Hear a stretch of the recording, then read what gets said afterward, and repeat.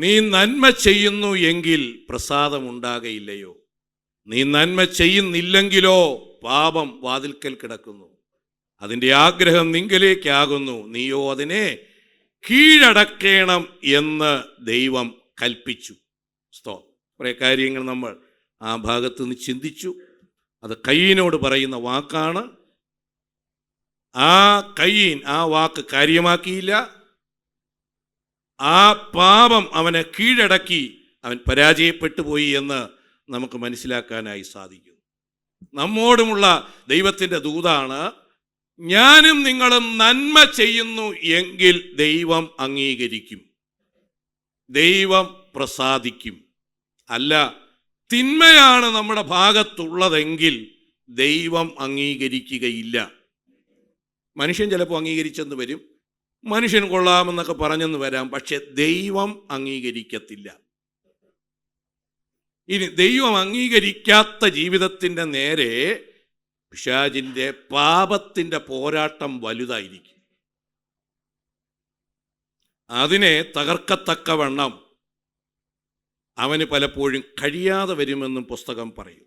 കഴിഞ്ഞ ആഴ്ച ഞാൻ പത്രോസിൻ്റെയും യൂദയുടെയും ജീവിത ചരിത്രത്തെ ഒന്ന് ചെറുതായി നിങ്ങളുടെ മുമ്പിൽ വരച്ചു കാണിച്ച് ഇവർ തമ്മിലുള്ള വ്യത്യാസത്തെ പറഞ്ഞു.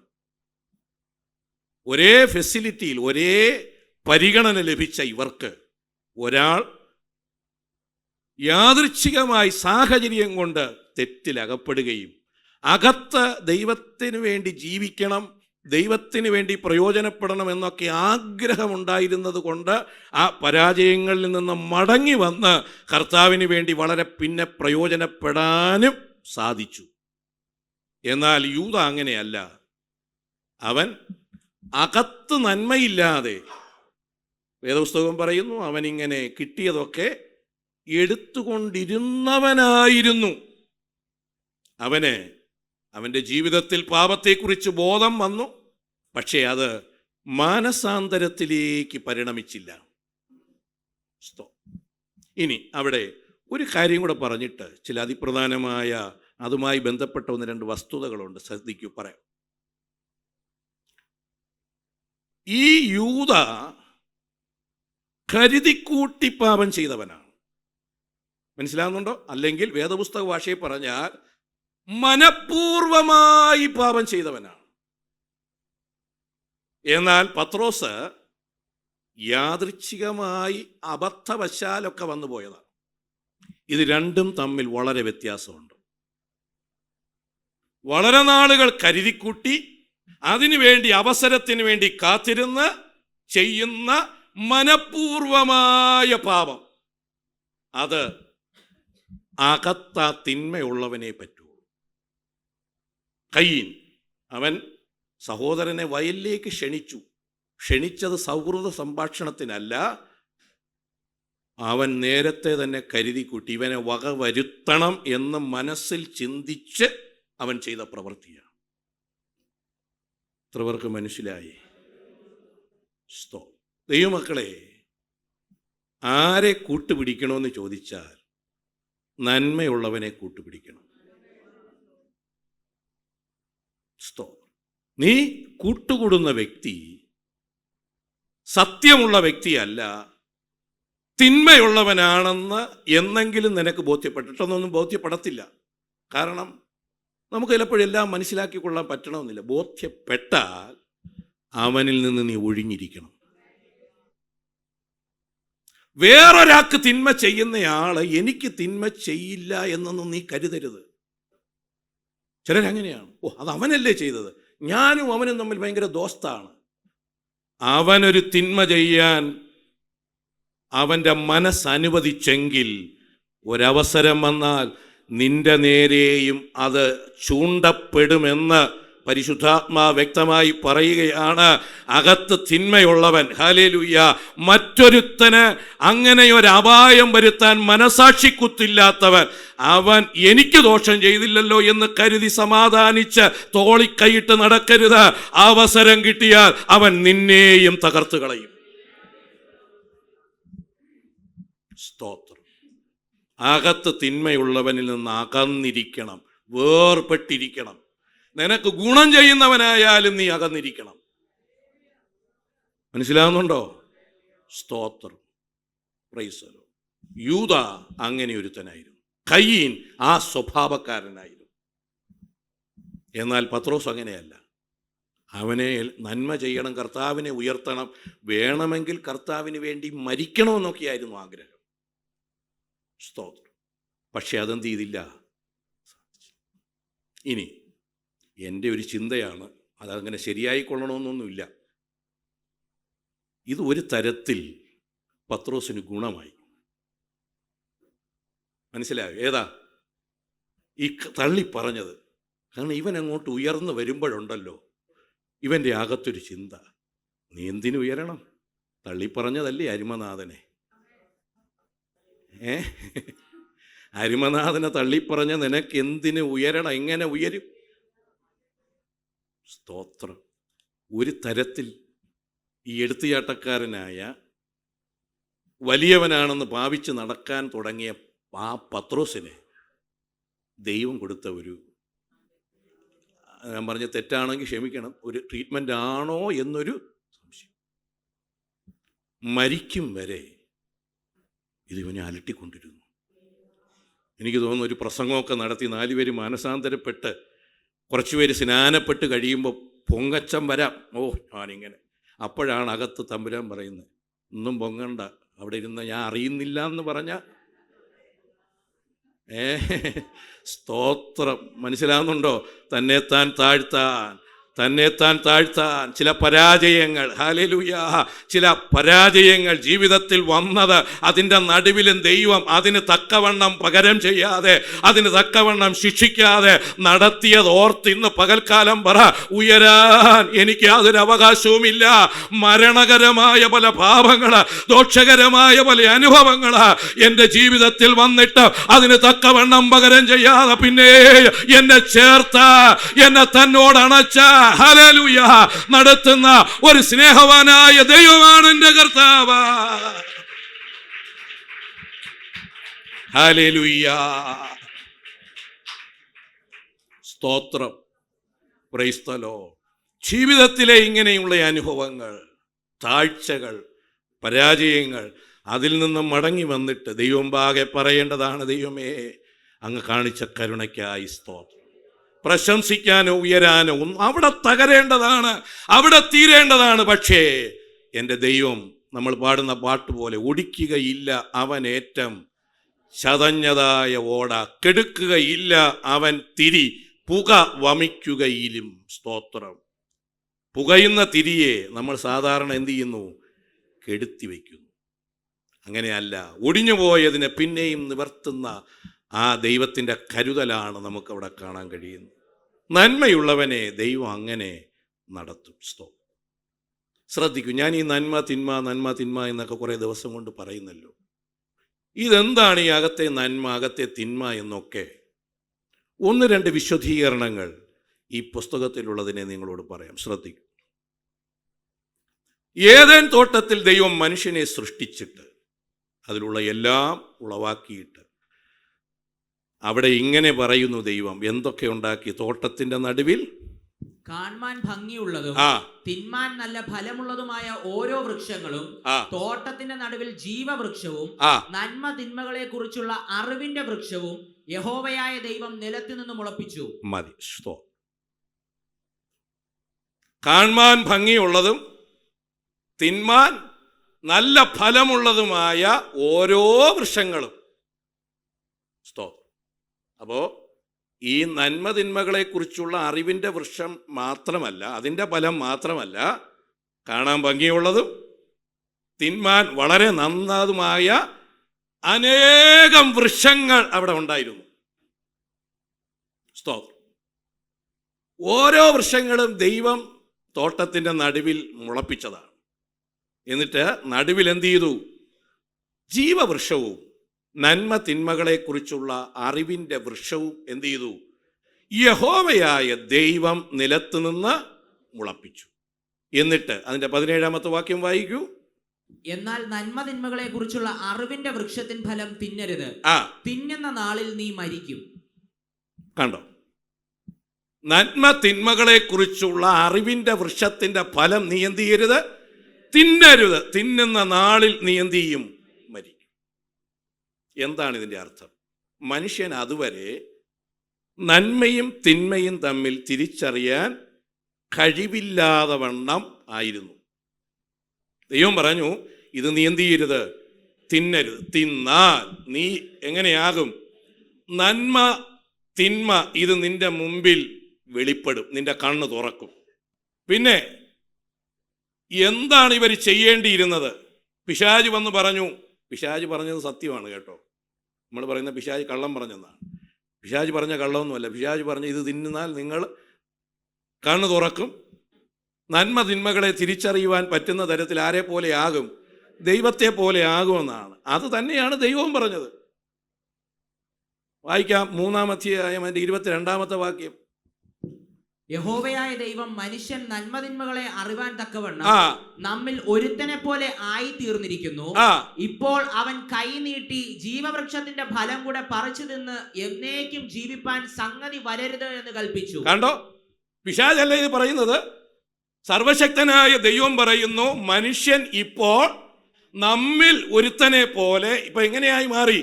നന്മയും തിന്മയും തമ്മിൽ തിരിച്ചറിയാൻ പറ്റുന്ന തരത്തിൽ അവൻ അറിവുള്ളവനായി മാറി. അതുകൊണ്ട് ഇനി എന്ത് ചെയ്യണം? ഇവൻ ഇനി കൈനീട്ടി എന്ത് ചെയ്യും? ജീവവൃക്ഷത്തിന്റെ ഫലം കൂടെ പറിക്കും. പറിച്ചു കഴിച്ചാൽ പിന്നെ ഇവൻ എന്തില്ല? മരണമില്ല. അതുകൊണ്ട് ആ ജീവവൃക്ഷത്തിന്റെ ഫലം പറിച്ച് കഴിക്കാതിരിക്കാനാണ് ഇവനെ തോട്ടത്തിന്റെ പുറത്താക്കിയത്. അല്ലാതെ അനുസരണക്കേട് കാണിച്ചുകൊണ്ടൊന്നും അല്ല. എന്നെ സ്നേഹിച്ചിട്ടാണ് പുറത്താക്കിയത്. ഇല്ലെങ്കിൽ ഞാൻ ആ പാപത്തിൽ തന്നെ മരിക്കേണ്ടി വരും. സ്തോത്രം എന്ന് പറഞ്ഞാൽ പാപത്തിൽ മരിക്കും, ജീവിക്കാൻ ഒക്കത്തില്ല. ആ ഫലം അങ്ങനെ തന്നെ എന്നെ ബാധിക്കും. ദൈവത്തിൻ്റെ കരുണ. ഇന്ന് പകൽ ഈ വാക്ക് കേൾക്കുന്നതിൽ എല്ലാവരോടും പറയട്ടെ, പാപത്തിൽ ഞാനും നിങ്ങളും മരിക്കരുത് എന്നുള്ളത് ദൈവത്തിൻ്റെ ഏറ്റവും വലിയ ആഗ്രഹമാണ്. ഹല്ലേലൂയ. കുഞ്ഞുങ്ങളെ, പ്രിയപ്പെട്ടവരെ, ദൈവത്തിൻ്റെ ഏറ്റവും വലിയ ആഗ്രഹം എന്തെന്നറിയാമോ? ഒരു പാപിയായി ഞാനും നിങ്ങളും മരിക്കാനിട വരരുത്. Price the Lord. പാപമോചനം പ്രാപിച്ചവരാ ഈ ലോകത്തിൽ ജീവിച്ച പാപമില്ലാത്തവരായി മരിക്കണമെന്നുള്ളത് എന്നെ കുറിച്ചുള്ള ദൈവത്തിൻ്റെ ഏറ്റവും വലിയ ആഗ്രഹമാണ്. ശരീരസുഖം ഇല്ലെങ്കിലും കുഴപ്പമില്ല, ഉണ്ടെങ്കിൽ വാങ്ങിച്ചോ. കഞ്ഞി കുടിക്കാൻ നിവൃത്തിയില്ലെങ്കിലും കുഴപ്പമില്ല, പാപം തുടരുത്. എത്ര പേർക്ക് മനസ്സിലാകുന്നുണ്ട്? സ്തോത്രം. ഹല്ലേലൂയ. ഒന്നും കിട്ടിയില്ലേലും പ്രശ്നമില്ല. ആ പാപം നിന്നെ കീഴ്പ്പെടുത്താൻ, പാപം നിന്റെ അകത്ത് പ്രവേശിക്കാൻ എന്നെ വിട്ടുകൊടുക്കരുത് ദൈവമക്കളെ. അതാണ് എൻ്റെ ദൈവത്തിൻ്റെ ഏറ്റവും വലിയ ആഗ്രഹം. സ്തോത്രം. ഹല്ലേലൂയ. എൻ്റെ പാപത്തിൽ നിന്ന് എന്നെ രക്ഷിക്കാനാണ് അവസാനം ചുള്ളിച്ചോര വരെ തന്ന് ഈ പങ്കപ്പാടുകളെല്ലാം കർത്താവ് ഏറ്റത്. സ്തോത്രം. ഇപ്പോൾ ശ്രദ്ധിക്കൂ. അപ്പോൾ നേരത്തെ നന്മയും തിന്മയും ഇവർക്കറിയില്ലായിരുന്നു. അതാണ് ഈ പിശാചിൻ്റെ വഞ്ചനയിൽ ഇവരെന്ത് ചെയ്തത്. പിന്നെ നമുക്ക് തോന്നും, അപ്പം നന്മയും തിന്മയും അറിയാതിരുന്നാൽ ഇവരെന്ത് ചെയ്യണം? ഇവർ ചെയ്യേണ്ടത് ദൈവം പറഞ്ഞ വാക്കനുസരിച്ചാൽ മാത്രം മതി. മനസ്സിലാവുന്നുണ്ടോ? ദൈവം പറഞ്ഞു എന്ത് ചെയ്യരുത്? തിന്നരുത്. അങ്ങനെ മാത്രം ചെയ്താൽ മതി. Price the Lord. തിന്നരുതെന്ന് പറഞ്ഞ സാധനം എന്ത് ചെയ്യരുത്? ഇവിടെ ഇരിക്കുന്ന എല്ലാവരോടും പറയട്ടെ, എല്ലാ കാര്യത്തിൻ്റെയും നന്മയും തിന്മയും ഒരുപക്ഷെ നമുക്ക് ഒരു സമയത്ത് ബോധ്യപ്പെടണമെന്നില്ല. പക്ഷേ പറഞ്ഞ വാക്കനുസരിച്ച് ജീവിക്കുക. മനസ്സിലാകുന്ന എത്ര പേരുണ്ട്? നന്മ പറഞ്ഞു കൊടുത്താൽ പലർക്കും തലേ കയറത്തില്ല. സ്തോത്രം. അവർക്കതിനേക്കാൾ നല്ലത് വേറെ പലരും പറയുന്നതാണ്. അപ്പനെയും അമ്മയൊക്കെ വിട്ട്, കുടുംബത്തെയൊക്കെ വിട്ട് വേറെ ആരെങ്കിലുമൊക്കെ എന്തെങ്കിലുമൊക്കെ കാക്കുമെന്നൊക്കെ പറയുന്നത് കേട്ട് പോകുമ്പോൾ നിനക്ക് തോന്നും അപ്പനേക്കാളും അമ്മയെക്കാളും ഒക്കെ ഭയങ്കര സ്നേഹം ഇവരാണ്. പക്ഷെ അത് തിന്മയാണെന്ന് തിരിച്ചറിയുമ്പോൾ അങ്ങനെ വരുമ്പോൾ ചെയ്യാൻ പറ്റുന്നത് നന്മയുള്ളവർ പറയുന്ന അനുസരിക്കുക. വാക്ക് മനസ്സിലാകുന്നുണ്ടോ?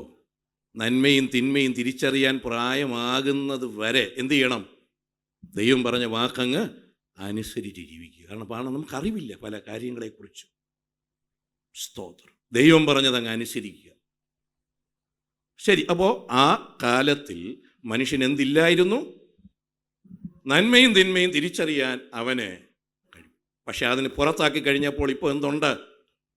നന്മയും തിന്മയും തിരിച്ചറിയാൻ അവൻ കഴിവുണ്ട്.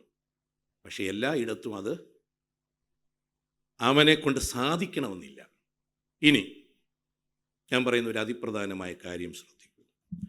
നന്മ ഏത് തിന്മ ഏത് എന്ന് മനസ്സിലാക്കി ജീവിക്കേണ്ട വ്യക്തി ഞാനാണ്.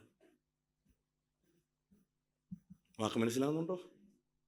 കുഞ്ഞുങ്ങളോടും പ്രിയപ്പെട്ടവരോടൊക്കെ പറയട്ടെ, നന്മ ഏത് ശരി ഏത് തെറ്റേതെന്ന് അറിഞ്ഞ് അതിനെ മനസ്സിലാക്കി ജീവിക്കാൻ എന്നെയാണ് ദൈവം എൻ്റെ കാവൽക്കാരനാക്കി വെച്ചിരിക്കുന്നത്. നീ വേണം നിന്നെ കാത്തോളാൻ. എൻ്റെ ജീവിതത്തിലേക്ക് തിന്മ കയറ്റി വിടാൻ ഞാൻ അനുവദിക്കരുത്. നമുക്കറിയാം, ഇവിടെ ഓരോരുത്തരോടായിട്ട് കർത്താവ് ചോദിക്കുന്നുണ്ട്. ആദ്യ സ്ത്രീയോട് ചോദിച്ചു, പുരുഷനോട് ചോദിച്ചു. പുരുഷൻ പറഞ്ഞു, നീ എന്നോടുകൂടെ ഇരിപ്പാൻ തന്ന സ്ത്രീ തന്നു, ഞാൻ തിന്നു. അപ്പോൾ കുറ്റക്കാരനാരാണ്? ഒന്ന് നീയും, രണ്ട് സ്ത്രീയും. മനസ്സിലായോ? ആളുകൾ ചോദിക്കും, ദൈവം അവിടെ മരം വെച്ചതുകൊണ്ടല്ലേ കുഴപ്പം പറ്റിയത്? ദൈവം മരം വയ്ക്കാതിരുന്നെങ്കിൽ കുഴപ്പമില്ലല്ലോ. ദൈവമക്കളെ, ഈ ലോകത്തിൽ നന്മയും തിന്മയും ഉണ്ട്. വാക്ക് മനസ്സിലായോ? ലോകത്തിൽ അതിപ്പോൾ വന്നതല്ല നന്മയും തിന്മയും. അതിനു മുമ്പേ ലോകത്തിൽ നന്മയും തിന്മയും ഉണ്ട്. നന്മയും തിന്മയും ലോകത്തിലുണ്ട്. തിന്മ തള്ളി നന്മ തെരഞ്ഞെടുക്കുക എന്നുള്ളത് അവനവൻ്റെ രക്ഷയ്ക്ക് വേണ്ടുന്ന കാര്യമാണ്. എത്ര പേർക്ക് മനസ്സിലാകുന്നുണ്ട്? ദൈവത്തെ കുറ്റം പറഞ്ഞ്, നാട്ടുകാരെ കുറ്റം പറഞ്ഞ്, മനുഷ്യരെ കുറ്റം പറഞ്ഞ്, സാഹചര്യങ്ങളെ കുറ്റം പറഞ്ഞ് ഒക്കെ മുന്നോട്ട് പോകാൻ എല്ലാവർക്കും പറ്റും. പക്ഷെ ജയിക്കണമെങ്കിൽ നീ തന്നെ വിചാരിക്കണം. മനസ്സിലാകുന്നുണ്ട്? അവിടെ ചെന്ന് ഓരോ ഒഴിവ് കഴിവും പറയാനൊക്കത്തില്ല. നീ തന്നെ ജയിക്കണം. പുരുഷൻ പറഞ്ഞു, ആ ശരി, അപ്പൊ ഇവനെ വെറുതെ വിട്ടോ? നീ എന്നോട് കൂടെ ഇരിക്കാൻ തന്ന സ്ത്രീ തന്നു, ഞാൻ ശരി, നീ വയ്ക്കോ, നീ കുഴപ്പമൊന്നുമില്ല. അല്ല, അവനെയും കൊടുത്തു. അടുത്ത് സ്ത്രീ പറഞ്ഞു, എന്താ? പാമ്പെന്നെ. ശരി, പോട്ടെ, കുഴപ്പമില്ല, ഇനി പാമ്പിനെ പിടിച്ചോളാം. അല്ല, നീ നിന്നെ കാക്കണം. എത്ര പേർക്ക് ദൈവത്തിന് സ്തോത്രം പറയാ? അവരവർ അവരവരെ തന്നെ കാത്തുകൊള്ളട്ടെ. ഹല്ലേലൂയ, സ്തോത്രം.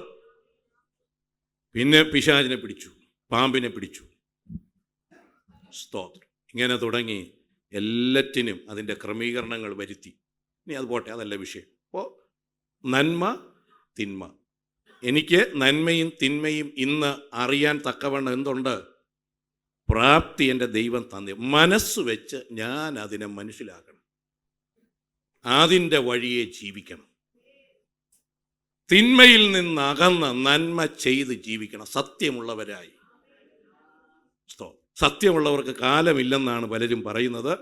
ഞാൻ എൻ്റെ അനുഭവ പരിചയത്തിൽ നിന്നും ദൈവവചനത്തിൽ നിന്നും പറയാം, സത്യമുള്ളവനേ കാലമുള്ളൂ.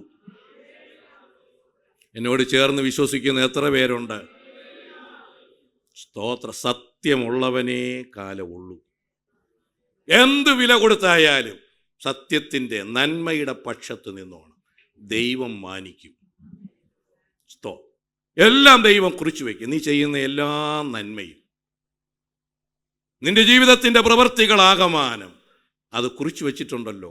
നിനക്ക് ഉപകാരപ്രദമാകുന്ന സമയത്ത് തിരിച്ചു തരും. ഇങ്ങനെ ഒരു ഡിപ്പോസിറ്റ് വേറെ ഒരിടത്തുമില്ല. അതിന് ഏറ്റവും നല്ല ഒരു ഉദാഹരണമാണ് മൊർദെഖായി. മനസ്സിലാകുന്നുണ്ടോ? മൊർദെഖായി ആരുടെ മുമ്പിലും മുട്ടുമടക്കാതെ ദൈവത്തെ സേവിച്ച് അവൻ ദൈവത്തിൻ്റെ ഭക്തനായിട്ട് അങ്ങ് ജീവിച്ചു. അവൻ എവിടെയെങ്കിലും എന്തെങ്കിലുമൊക്കെ കണ്ടാൽ ആ കാര്യത്തിൽ അവൻ ഇടപെടും. കുറച്ചുപേര് രാജാവിനെ കൊല്ലാൻ വന്നു. അവൻ വിചാരിച്ചില്ല ഇവനത് തന്നെ വരണം. കാരണം ഇവരിപ്പോൾ ഇവിടെ ആരാണ്? അടിമകളാണ്. ഇവനെ ഗേറ്റ് വാച്ചറായിട്ട് അവിടെ നിർത്തിയിരിക്കുകയാണ്. അവിടെ നിന്ന് പ്രവാസികളായി കൊണ്ടുവന്ന് ഇവിടെ താമസിപ്പിച്ചിരിക്കുകയാണ്. അപ്പം രാജാവിനെ കൊന്നാൽ ചിലപ്പോൾ എന്തു ചെയ്യും? രക്ഷപ്പെടാം. എന്തൊക്കെ ചിന്തകൾ വരാം. പക്ഷേ അവൻ ആ വിവരം ആർക്ക് കൊടുത്തു? രക്ഷയ്ക്ക് വേണ്ടി നീ പ്രവർത്തിക്കണം. എന്നെ ബാധിക്കുന്ന കാര്യമല്ലെന്ന് നീ പറയരുത്.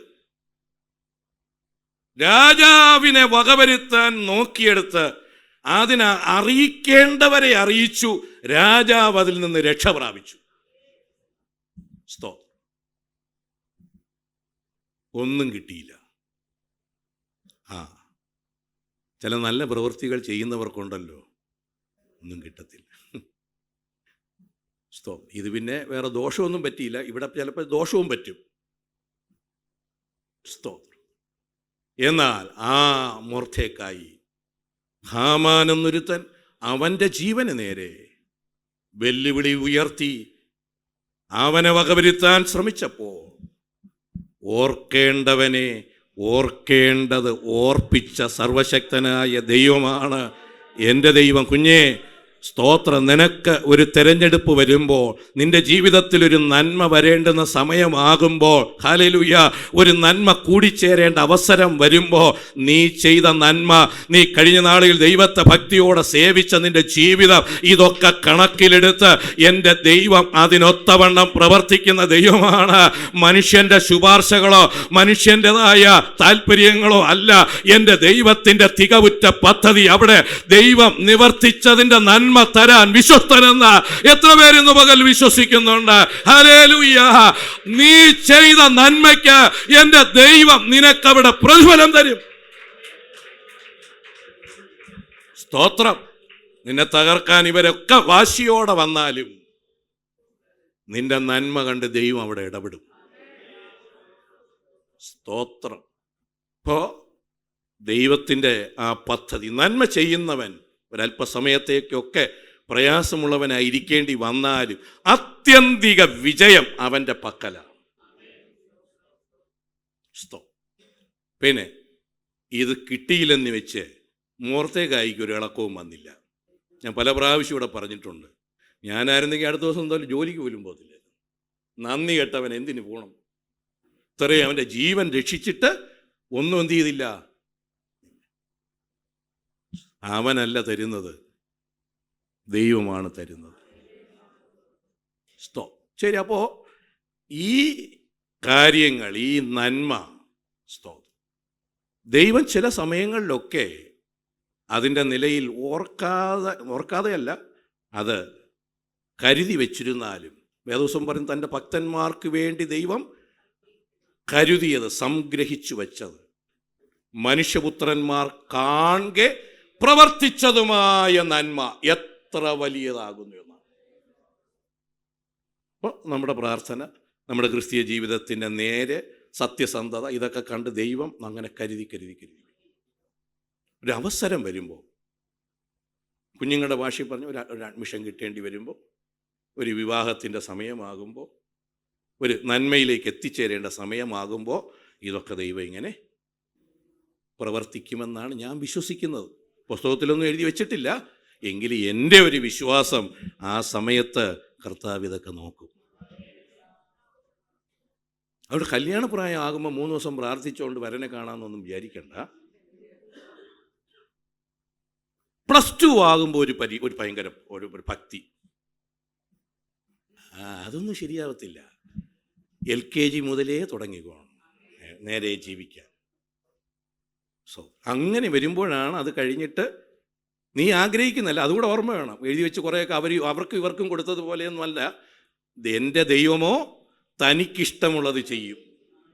തനിക്കിഷ്ടമുള്ളത് എനിക്കും നിങ്ങൾക്കും ഗുണകരമായത്. വിശ്വസിക്കുന്ന എത്ര ദൈവമക്കളുണ്ട്? ഹല്ലേലൂയ. ദൈവത്തിൻ്റെ ഇഷ്ടം നമുക്കത് ഗുണമായിരിക്കും. അപ്പോൾ അങ്ങനെ ഈ നന്മയും തിന്മയും അവരവർ തന്നെ മനസ്സിലാക്കി ഉത്തരവാദിത്വത്തോടെ മുന്നോട്ട് പോകാൻ തക്കവണ്ണം എന്ത് ചെയ്യണം? ഞാൻ എന്നെ തന്നെ കാത്തുകൊള്ളേണ്ടവനാണ്. ആ ഒരു സംഭവം നമുക്ക് വേദപുസ്തകത്തിൻ്റെ മിക്കവാറും എല്ലാ ഇടങ്ങളിലും കാണാം. നന്മയും തിന്മയും ഇങ്ങനെ മുന്നോട്ട് പോകുമ്പോൾ അതിന് വശംവദരായവരുണ്ട്, ഇല്ലാത്തവരുണ്ട്. അടുത്ത 2 വ്യക്തികളെ നിങ്ങളുടെ മുമ്പിൽ ഞാൻ പരിചയപ്പെടുത്തും. 1 ദാവീദ്, 2 ശൗല്. നേരത്തെ പറഞ്ഞ പത്രോസിനെ പോലെ, യൂദയെ പോലെ അടുത്ത 2 കഥാപാത്രങ്ങളാണ്. 1 ദാവീദ്, 2 ശൗല്. ആദ്യം ദാവീദിനെ കുറിച്ച് പറയാം. ദാവീദ് അപ്പൻ്റെ ആടുകളെ മേയ്ക്കാൻ വനാന്തരത്തിലാണ്. മിക്കവാറും ഭവനത്തിൽ അവനൊരു ഒറ്റപ്പെട്ടവനാണെന്നൊരു ഒരു സന്ദർഭം നമ്മൾ പരിശോധിച്ചാൽ അത് മനസ്സിലാവും. കാരണം വീട്ടിലൊരു നല്ല കാര്യം വന്നിട്ട് ഇവനെ വിളിച്ചു വരുത്തിയില്ല. ഇവനെ ഒഴിച്ച് ബാക്കിയുള്ള എല്ലാവരെയും എന്ത് ചെയ്യുകയും ചെയ്തു? കണ്ടോ? അപ്പം ഇത് ആദ്യത്തെ സംഭവമായിരിക്കാൻ സാധ്യതയില്ല. ഇതിനു മുമ്പും ഇത് തന്നെ ആയിരിക്കണം അവിടെ നടന്നത്. അവിടെ പല കാര്യങ്ങൾ നടന്നത് ഇവനെ എന്ത് ചെയ്തിട്ടില്ല, അറിയിച്ചിട്ടില്ല, ഇവൻ പോയിട്ടില്ല. ഇതൊക്കെ ഇവൻ അറിയുമ്പോൾ ഇവൻ ഉണ്ടാകാവുന്ന ഒരു മാനസിക പ്രയാസം നോക്കണേ. എങ്കിലും എന്നെ വിളിച്ചില്ലല്ലോ. അപ്പൻ്റെ ആണല്ലേ, എല്ലാം പോട്ടെ. നല്ല കാര്യം വന്നപ്പോൾ എന്നെ എന്ത് ചെയ്തില്ല? വേണമെങ്കിൽ അവൻ തന്നെ തല്ലിക്കൊന്ന് 2 എണ്ണത്തെ തിന്നേനെ. സ്തോത്രം. ആണ്, എന്നെ വിളിച്ചില്ലല്ലോ. നമ്മൾ ചെയ്യുമ്പോൾ അങ്ങനെയാണോ? ആണെങ്കിൽ ഇതൊന്നും വേണ്ട. അവൻ തല്ലിക്കൊന്ന് തിന്നില്ലെന്ന് മാത്രമല്ല, ഒന്ന് വന്ന് പിടിച്ചോണ്ട് പോകാൻ നോക്കിയപ്പോൾ അതിനനുവദിച്ചതുമില്ല. ദൈവങ്ങളെ സ്തോത്രം. ഞാൻ നേരത്തെ പറഞ്ഞതുപോലെ ഇവനെ ബാധിക്കാത്ത കാര്യമാണ്. പക്ഷേ അവൻ്റെ അപ്പൻ അവനെ വിശ്വസിച്ചേൽപ്പിച്ചതാണ്. അവൻ്റെ അപ്പൻ അവനെ വിശ്വസിച്ച് വിട്ടതാണ്. അവനൊരു ഉത്തരവാദിത്വമുണ്ട്. ജീവൻ പോയാലും എന്നെ ഏൽപ്പിച്ചത് ഞാൻ നിവർത്തിക്കും. ഇനി 2 എണ്ണം പോയ ആര് കാണാനുണ്ട്? ആരറിയാൻ? ഈ ഒരു കരടി കൊണ്ടുപോയെന്നോ, ഈ സിംഹം കൊണ്ടുപോയെന്നോ ആരറിയാൻ? ഇനി ഒന്നുകൂടെ ശ്രദ്ധിക്കണം. ഇവൻ്റെ ജീവൻ പണയപ്പെടുത്തി വേണം പോകാൻ. അവിടെ പോയാൽ ആള് വരുമോ എന്ന് ഉറപ്പില്ല. വാക്ക് മനസ്സിലായോ? ഈ സിംഹം എന്നൊക്കെ പറഞ്ഞ സാധനം, ഈ കരടി, ഇതൊക്കെ രണ്ടും 2 ഭയങ്കര ജമ്പുലിംഗ സാധനങ്ങളാണ്. സിംഹത്തിൻ്റെ നേരെ എതിർത്ത് നിൽക്കുന്ന സാധനമാണ് കരടി. അപ്പൊ ഇത് രണ്ടും അവരവരുടെ മേഖലകളിൽ ഭയങ്കര കഴിവുള്ളവരാണ്. അപ്പൊ ഇത് നമ്മളെക്കാൾ ആർക്കറിയാം?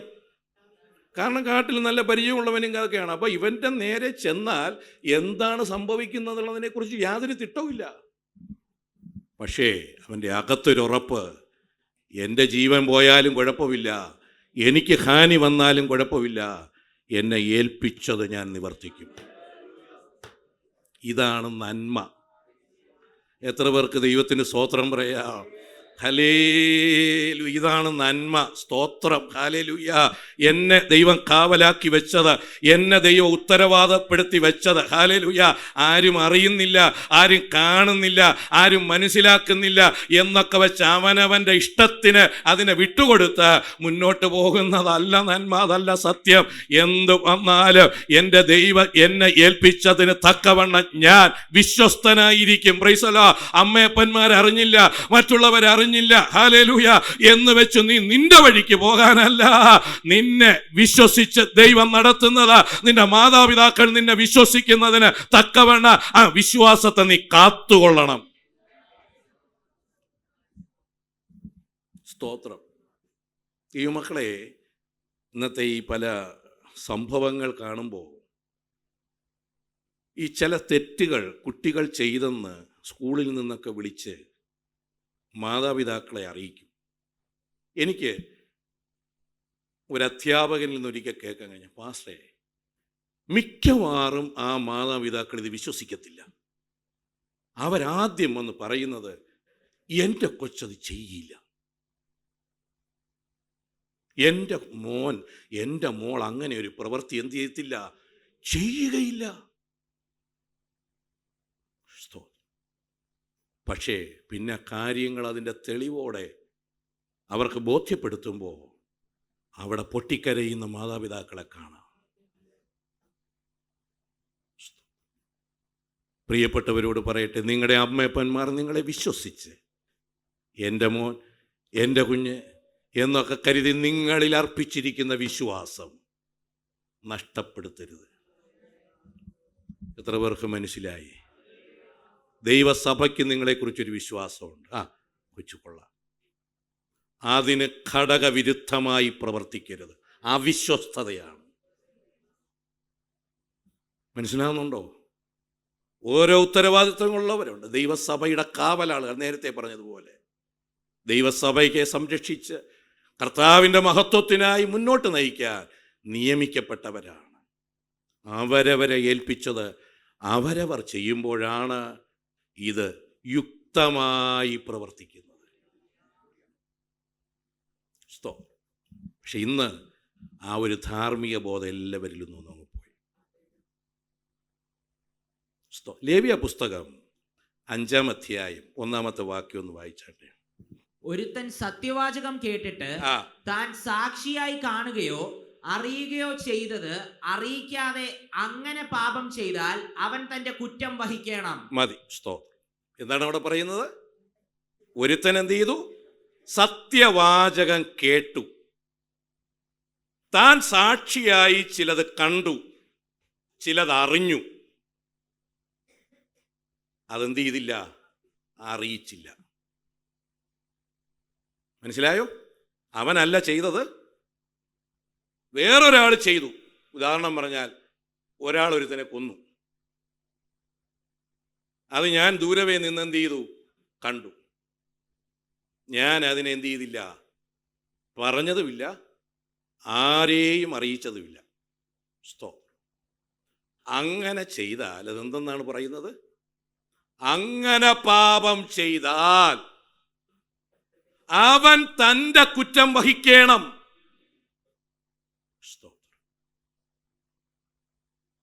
മനസ്സിലായോ?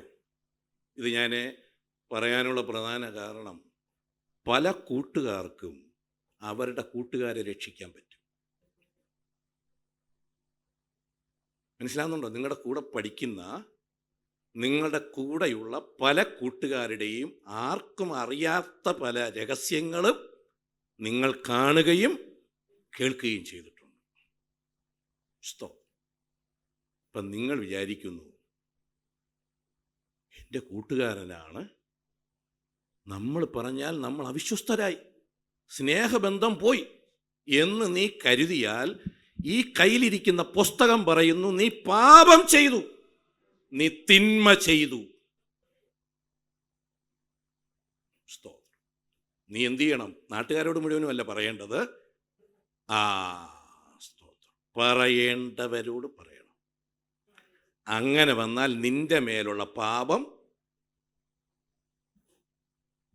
നിന്റെ കൂട്ടുകാരൻ രഹസ്യമായി ചെന്ന് ലഹരി ഉപയോഗിക്കുന്നത് നീ കണ്ടോ? ഇന്ന് പിന്നെ പേടി കൊണ്ടൊക്കെ ചിലർ പറയാതിരിക്കുന്നുണ്ട്. കാരണം ഇത് പറഞ്ഞു കഴിഞ്ഞാൽ പിന്നെ ഇവരെ തീർത്ത് കളയും. അങ്ങനെയുള്ള പേടി കൊണ്ട് ചിലരൊക്കെ മാറിയിരിക്കുന്നുണ്ട്. അതും നമ്മൾ ശ്രദ്ധിച്ചു വേണം. അങ്ങനെ വരാതെ വേണം കാര്യങ്ങൾക്ക് എന്ത് വരുത്താൻ? ക്രമീകരണം. കാരണം അവർ ഒരു വല്ലാത്ത ലോകമാണ്. ആ ഒരു അധോലോകം എന്ന് പറയുന്നത് അത്ര നിസാര കാര്യക്കാരൊന്നും അല്ല. പക്ഷേ അകത്ത് നീ അതിന് കൂട്ടു നിൽക്കരുത്. ഇതൊരു മൗനമായി പോയല്ലേ. ഒരുത്തൻ സത്യവാചകം കേട്ടിട്ട് കാണുകയോ അറിയുകയോ ചെയ്തത് അറിയിക്കാതിരുന്നാൽ അങ്ങനെ ചെയ്യുന്നത് എന്താണ്? പാപം, തിന്മ. അപ്പം ഞാൻ ചെയ്യുകയും ചെയ്യരുത്, മറ്റുള്ളവർ ഞാൻ കാണെ ചെയ്യാൻ ഞാനതിന് അവൻ ചെയ്യുന്നത് അവൻ്റെ ഇഷ്ടം, പക്ഷേ ഞാൻ അതിന് നിൽക്കരുത്. അപ്പം നമുക്ക് അവനെ ചെയ്യുന്നതിൽ നിന്ന് തടയാൻ പറ്റത്തില്ല. വേണമെങ്കിൽ അവനെ ഉപദേശിക്കാം, അങ്ങനെ ചെയ്യാൻ പാടില്ല. പിന്നെ അവൻ ചെയ്താൽ അവൻ്റെ ഇഷ്ടമാണ്.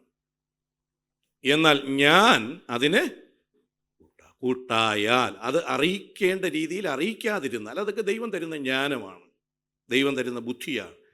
അകത്ത് നിനക്കതിനൊരു താല്പര്യം ഉണ്ടെങ്കിൽ ദൈവം നിനക്കൊരു വഴി ഒരുക്കി തരും. എത്ര പേർക്ക് ദൈവത്തിന് സ്തോത്രം പറയാം? ഇനി നീ പറയുന്നത് കൊണ്ട് അവൻ ചിലപ്പോൾ മാനസാന്തരപ്പെട്ടില്ലെന്ന് വരും, അവസാനം നിന്നെ എല്ലാം കൂടെ ക്രൂശിച്ചെന്നും വരും. സ്തോത്രം. മനസ്സിലാകുന്നുണ്ടോ? അങ്ങനെ ഒരുപാട് കാര്യങ്ങളൊക്കെ ഉണ്ട്. ഞാൻ മുമ്പൊരിക്കൽ പറഞ്ഞിട്ടുണ്ടല്ലേ, ഞാൻ ഒരാളെ ഒരു അരുതാത്ത സ്ഥലത്ത് വെച്ച് കണ്ടു. ഞാൻ അവരുടെ വീട്ടിൽ ചെന്ന് പറഞ്ഞു. അന്നേരം അവരെന്നോട് പറഞ്ഞത്, അങ്ങനെ ആയിരിക്കാൻ ഒരു സാധ്യതയില്ല പാസ്റ്റർ. എന്നിട്ട് ആ കുട്ടിയെ വിളിച്ചു, നീ അവിടെ പോയോ? ഞാൻ അവിടെ പോയിട്ടേ ഇല്ല. ഞാൻ പറഞ്ഞു, അപ്പം ഞാൻ അവരോട് പറഞ്ഞു, ചിലപ്പോൾ ഞാൻ കണ്ടത് വേറെ ആരെങ്കിലും ആയിരിക്കും. മനസ്സിലാവുന്നുണ്ടോ? അപ്പം അവർക്കത് ബോധ്യം വരുത്താൻ ശ്രമിച്ചിട്ട് അവരും സമ്മതിക്കത്തില്ല. അങ്ങനെയുള്ള തിക്താനുഭവങ്ങളൊക്കെ വരും. പക്ഷേ അറിയിക്കേണ്ടത് നീ അറിയിച്ചാൽ പരാജയം വന്നു കഴിഞ്ഞിട്ട് ഒരു ദോഷത്തിലേക്ക് തീരാതെ നന്മ വരുത്താൻ നിനക്ക് പറ്റും. ദാവീദ് അങ്ങനെയുള്ളവനായിരുന്നു. അപ്പൻ്റെ ആടുകൾ പോട്ടെ എന്നല്ല, ജീവൻ കൊടുത്തും അവനെ തിരിച്ചു പിടിച്ചു. അങ്ങനെ ഇരിക്കുമ്പോഴാണ് ശൗല് പാപം ചെയ്യുന്നത്. ശൗല് പാപം ചെയ്തപ്പോൾ ശമൂവേൽ പ്രവാചകൻ ഇരുന്ന് കരയുന്നു. കാരണം ശമൂവേലാണ് ചെന്ന് എന്ത് ചെയ്തത്? അഭിഷേകം ചെയ്തത്. അന്നേരം ദൈവം അവനോട് ചോദിക്കുന്ന ചോദ്യമാണ്, നീ കരയുന്നത് എന്തിന്? സ്തോത്രം. കൊള്ളാകുന്ന ഒരുത്തനെ ഞാൻ കണ്ടുവച്ചിട്ടുണ്ട്. എത്ര പേർക്ക് ദൈവത്തിന് സ്തോത്രം പറയാ? കൊള്ളാകുന്ന ഒരുത്തനെ, വിശ്വസ്തനായ ഒരുത്തനെ, ഹല്ലേലൂയ, ജീവൻ കൊടുത്തും ദൈവം ഏൽപ്പിച്ച കാര്യം ചെയ്യുന്ന ഒരുത്തനെ, സത്യസന്ധതയുള്ള നന്മയുള്ള ഒരുത്തനെ ഞാൻ എൻ്റെ കണ്ണിൽ കണ്ടുവച്ചിട്ടുണ്ട്. ആരാണ്? ദാവീദ്. ദാവീദ് ഇത് അറിഞ്ഞില്ല. നീ രഹസ്യത്തിൽ ചെയ്യുന്ന നന്മയ്ക്ക് നിന്റെ ദൈവം നിനക്ക് പ്രതിഫലം തരും. എത്ര പേർക്ക് ദൈവത്തെ ഇന്ന് പകൽ മഹത്വപ്പെടുത്താം? ഹല്ലേലൂയ. അപ്പനും അമ്മയും സഹോദരങ്ങളൊന്നും മാനിച്ചില്ലെങ്കിൽ, അവരൊന്നും ഇതിനെക്കുറിച്ച് അറിഞ്ഞില്ലെങ്കിലും, ഹല്ലേലൂയ, എൻ്റെ ദൈവം അതറിയുക മാത്രമല്ല, നിന്നെ ആ കാര്യത്തിന് കൊള്ളാം, ആ വിശ്വസ്തനായിരുന്നത് കൊണ്ട് ആ ഉത്തരവാദിത്വം ഏൽപ്പിക്കാം എന്ന് കരുതി ദൈവം നിന്നെ മാനിക്കും. എൻ്റെ ദൈവത്തിൻ്റെ കണ്ണേ, അകത്ത് നന്മയുണ്ടായിരുന്ന, നന്മ ചെയ്ത് ആരും കാണുന്നില്ല, ആരും മനസ്സിലാക്കുന്നില്ല, പക്ഷേ തിന്മയിലേക്ക് അവൻ കൈനീട്ടിയില്ല. സത്യസന്ധത. Price the Lord. നമുക്ക് ആള് കാണുമ്പോഴുള്ള സത്യസന്ധതയാണ്. മനുഷ്യൻ അറിയരുതെന്നേ കുഴപ്പമുള്ളൂ. അല്ല, മനുഷ്യൻ അറിഞ്ഞാലും കുഴപ്പമില്ല, ദൈവം അറിയുന്നതാണ് സത്യം. എത്ര പേർക്ക് സ്തോത്രം പറയാം? ഹല്ലേലൂയ. അപ്പോൾ ആ നന്മയുള്ള ആ ദാവീദിനെ ദൈവം എടുത്തുയർത്തി. എന്നാൽ അപ്പുറത്ത് അവൻ തിന്മ, അവൻ്റെ ജീവിതത്തിൽ അനുസരണക്കേട്, ലോകത്തിൻ്റെ ആ സമ്പത്തിനോടുള്ള ആർത്തി, ഇതൊക്കെ അവൻ്റെ അകത്ത് കയറി. കുറേ കാരണങ്ങളുണ്ട്. ദൈവം പറഞ്ഞത് അതുപോലെ എന്ത് ചെയ്തില്ല, അവൻ രാജസ്ഥാനത്ത് നിന്ന് ദൈവം അവനെ അങ്ങ് തള്ളി. എനിക്ക് ചിന്ത, ഏത് രാജസ്ഥാനത്ത് നിന്നാണ് തള്ളിയത്? അവൻ പിന്നെയും 40 കൊല്ലം, ഏകദേശം 38 കൊല്ലം ഇസ്രായേലിൻ രാജാവായിരുന്നു. പക്ഷേ ദൈവം അവനെ അങ്ങ് തള്ളി. പിന്നെ അവൻ ജീവിച്ചതൊക്കെ ആരില്ലാത്തവനായി, ഭൂതം കയറിയവനായി. അവൻ്റെ വെപ്രാളവും അവൻ്റെ ഓട്ടമൊക്കെ കണ്ടാൽ നമുക്കത് മനസ്സിലാകും. ഇവന് ഭൂതം കയറിയെന്ന് പറഞ്ഞ് ദാവീദിന് സന്തോഷമൊന്നും വന്നില്ല. ദാവീദ് വന്നിരുന്ന് കിന്നരം വായിച്ച് ഇവൻ്റെ ഭൂതം എന്ത് ചെയ്യും? മാറ്റും. ഭൂതം മാറ്റുന്നവനെ കൊല്ലുക എന്നുള്ളതാണ് ഭൂതത്തിൻ്റെ ജോലി. അവസരം കിട്ടിയാൽ കുന്തമെടുത്തവരറിയും. പിന്നെ ഞാനൊരു വാക്ക് പറയാം, ശ്രദ്ധിക്കൂ. അകത്ത് നന്മയുള്ള ദാവീദ് എന്ത് ചെയ്യും?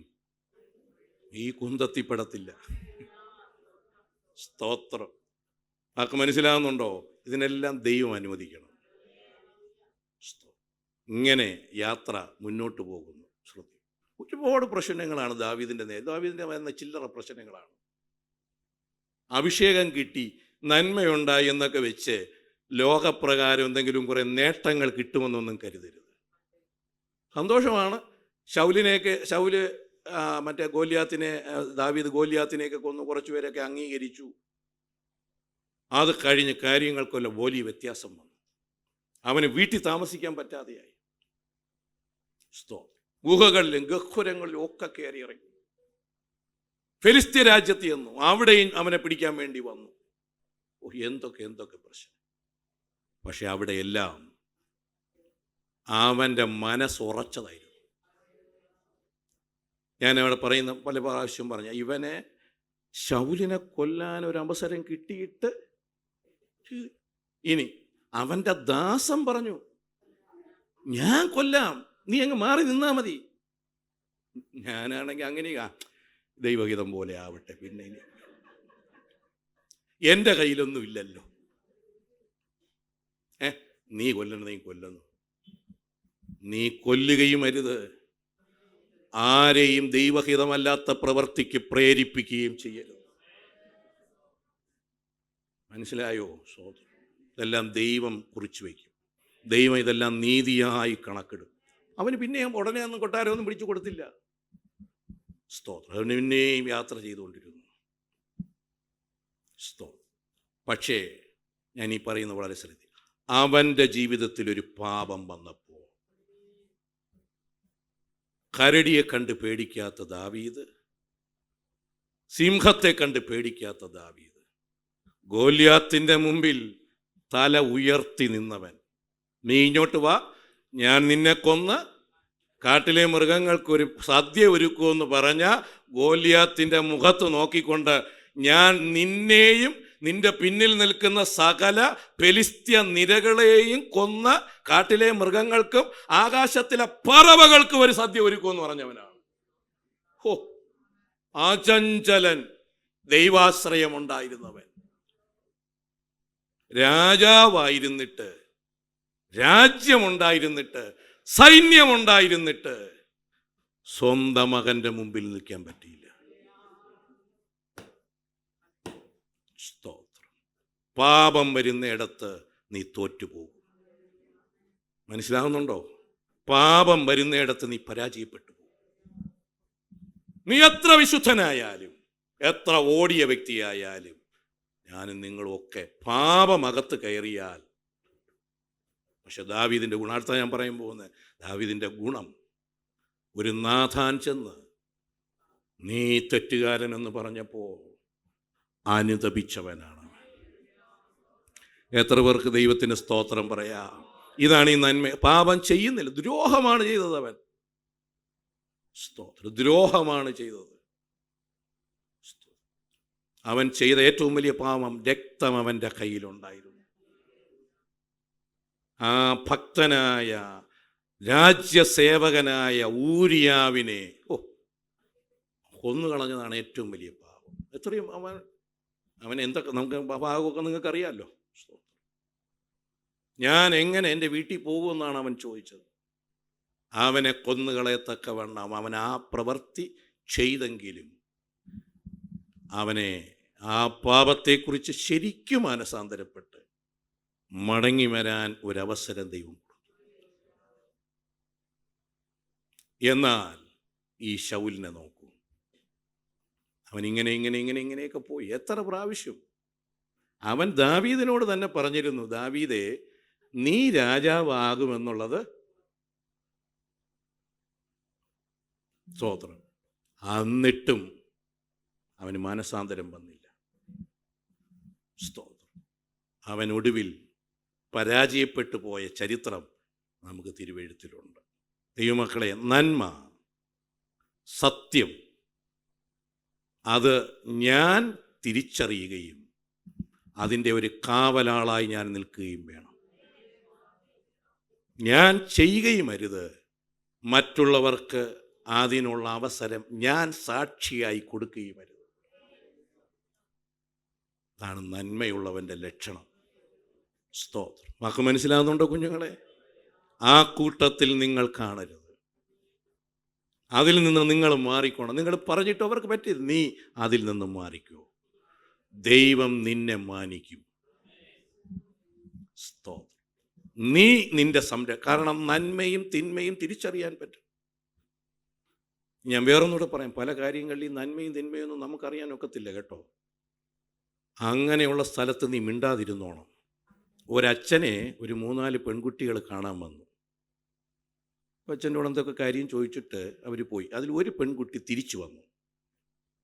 എന്നിട്ട് പറഞ്ഞു, ഇവിടുത്തെ കമ്പ്യൂട്ടറിൽ എന്തോ കാര്യങ്ങളൊക്കെ ഉണ്ട്, അതൊന്ന് നോക്കണമെന്ന് പറഞ്ഞു. അപ്പോൾ ഇവർ നോക്കി. അപ്പോൾ എന്നിട്ട് ആ അച്ഛനോട് പറഞ്ഞു, എന്തോ പ്രവർത്തിക്കുന്നില്ല എന്ന് പറഞ്ഞ് ഈ അച്ഛനെയും വിളിച്ചു വരുത്തി. ഇപ്പം അച്ഛൻ വന്നത് അത് കുഴപ്പമില്ലല്ലോ എന്ന്. അപ്പോൾ ഇവളുടെ ഉദ്ദേശം വേറൊന്നായിരുന്നു. ആ തരത്തിലേക്ക് ഈ അച്ഛനെ ഇങ്ങനെ ആകർഷിച്ചപ്പോൾ ഈ മനുഷ്യൻ അതിനെ റെസിസ്റ്റ് ചെയ്തു, ഇറക്കി വിട്ടു. ഇപ്പോൾ വേണ്ട, പറ്റത്തില്ല എന്ന് പറഞ്ഞു. അപ്പോൾ ഈ കുഞ്ഞ് കരഞ്ഞുകൊണ്ട് ഓടി വന്നു വെളിയിൽ. ഈ കരഞ്ഞുകൊണ്ട് ഓടി വന്നത് വെളിയിൽ നിന്നവർ കണ്ടു. കാര്യം നേരെ തിരിഞ്ഞു. മനസ്സിലായോ? അച്ഛൻ കുറ്റക്കാരനായി. അച്ഛനെ ആ സ്ഥാനത്ത് നിന്ന് മാറ്റി. തൻ്റെ ഭാഗമൊക്കെ പറഞ്ഞിട്ട് വരുന്നു. കാരണം തെളിവല്ലേ. അദ്ദേഹത്തിൻ്റെ അമ്മ ഈ വിവരമൊക്കെ അമ്മയുടെ കാര്യമൊക്കെ പറഞ്ഞു. അപ്പം ഈ അച്ഛനോട് തൻ്റെ അമ്മ പറഞ്ഞ ഒരു വാക്ക്, നീ ആ കുട്ടിയോട് എന്ന് മാപ്പ് പറയണു. എന്താണെന്ന് ചോദിച്ചപ്പോൾ പറഞ്ഞു, നീ നിമിത്തം ആ കുട്ടിക്ക് എന്ത് വന്നു? അപവാദം വന്നു. അച്ഛൻ പറഞ്ഞു, ഞാൻ ചെയ്യാം. അവിടെ ചെന്ന് മാപ്പ് പറഞ്ഞപ്പോൾ ആ കുട്ടിയുടെ അകത്ത് പരിശുദ്ധാത്മാവ് പരിവർത്തിച്ചു. ഇങ്ങനെ ഒരു മനുഷ്യനോ? സ്തോത്രം. അവൾ ഏറ്റു പറഞ്ഞു, അച്ഛനല്ല തെറ്റുകാരൻ, ഞാനാണ് തെറ്റുകാരൻ. മനസ്സിലാവുന്നുണ്ടോ? ഞാനീ പറഞ്ഞ എന്തിനെന്ന് ചോദിച്ചാൽ, കണ്ണിന് കാണുന്നതും മനസ്സിലാക്കുന്നതും ഒക്കെ ചിലപ്പോൾ ശരിയോ തെറ്റോ എന്നോ എന്നും വിലയിരുത്താൻ പല സാഹചര്യങ്ങളിലും നമുക്ക് പറ്റിയെന്ന് വരില്ല. അതിന് ഒരു ഉറപ്പ് നിനക്ക് പ്രാപിക്കാൻ പറ്റാത്തിടത്തോളം നീ മൗനമായിരിക്കണം. മനസ്സിലാവുന്നുണ്ടോ? അതിൻ്റെ അവിടെ നീ ശബ്ദിക്കരുത്. ബോധ്യമുള്ളത് മാത്രം ദൈവം അംഗീകരിക്കും. നീ ഒരിക്കലും തെറ്റിൻ്റെ പക്ഷത്താകരുത്. തെറ്റിനെ പ്രോത്സാഹിപ്പിക്കുന്നവരുടെ കൂടെ ആകരുത്. നമുക്ക് മനസ്സിലാവുന്നുണ്ടോ കുഞ്ഞുങ്ങളെ? നന്മ അനുഭവിക്കണമെങ്കിൽ, ജീവനെ ആഗ്രഹിക്കുന്നവർ, ഒരു ശുഭഭാവി ആഗ്രഹിക്കുന്നവർ, പത്രോസ് പറയുന്നത് അങ്ങനെയാണ്. ആ വാക്യം കൂടെ വായിച്ച് നമുക്ക് അവസാനിപ്പിക്കാം. Price the Lord. പത്രോസ് എഴുതിയ 1-ാം ലേഖനം 3-ാം അധ്യായം അതിൻ്റെ 10-ാമത്തെ വാക്യം വായിച്ചാൽ, ജീവനെ ആഗ്രഹിക്കുകയും ശുഭകാലം കാണാൻ ഇച്ഛിക്കുകയും ചെയ്യുന്നവൻ ദോഷം ചെയ്യാതെ തന്റെ നാവിനെയും വ്യാജം പറയാതെ തന്റെ അധരത്തെയും അടക്കിക്കൊള്ളട്ടെ. മതി. ജീവനെ ആഗ്രഹിക്കുന്നോ?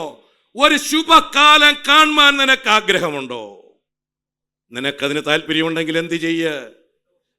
ദോഷം ചെയ്യാതെ, തിന്മ ചെയ്യാതെ, പിന്നെ നിന്റെ വ്യാജം പറയാതെ, കള്ളം പറയാതെ നീ നിന്നെ തന്നെ സൂക്ഷിച്ചു.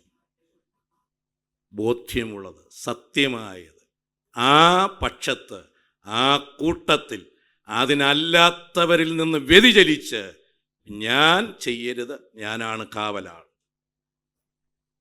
എനിക്ക് സ്ത്രീയെ കുറ്റം പറയാനൊക്കത്തില്ല, ആ പാമ്പിനെ കുറ്റം പറയാൻ പറ്റത്തില്ല. ഞാൻ വേണം എന്നെ സൂക്ഷിക്കാൻ. ഞാൻ എന്നെ സൂക്ഷിക്കണമെന്ന് മാത്രമല്ല, ഞാൻ എനിക്ക് ചുറ്റുമുള്ളവരെയും സൂക്ഷിക്കണം. ഈ തിന്മ പടർന്ന് അങ്ങോട്ട് പകരാൻ ഞാൻ ഒരിക്കലും എന്നെ വിട്ടുകൊടുക്കരുത്. ഞാൻ സൂക്ഷിക്കുകയും എൻ്റെ ചുറ്റിലുമുള്ളവർ കാക്കപ്പെടേണ്ടവരാണ്, ഇത് നിലനിൽക്കേണ്ടതാണ്, സത്യം നിലനിൽക്കേണ്ടതാണ് ഈ രണ്ട് ചിന്ത ഉണ്ടെങ്കിൽ പരിശുദ്ധാത്മാവ് പറയുന്നു, നീ നന്മയുള്ളവനാണ്. എത്ര പേർക്ക് മനസ്സിലായി? അതുകൊണ്ടാണല്ലോ ഈ ദൈവമക്കൾ ഈ സുവിശേഷം എടുത്ത് ലോകം മുഴുവനും പോകുന്നത്. ഈ നമ്മുടെ ഗവൺമെൻറ് ആളുകളെ കൊല്ലുന്നു, ജയിലിലടയ്ക്കുന്നു, ഇറങ്ങി വരാൻ പറ്റുന്നില്ല.